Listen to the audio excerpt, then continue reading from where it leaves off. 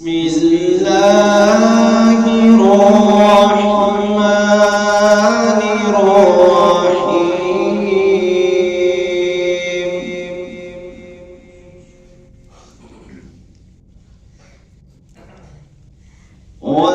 والتين والزيتون وطور سينين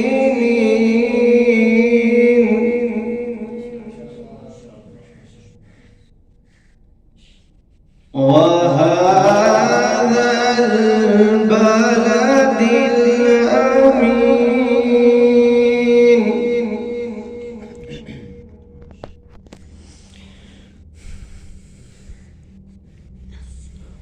لقد خلقنا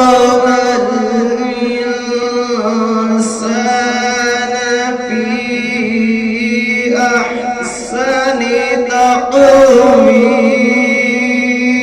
ما شاء الله.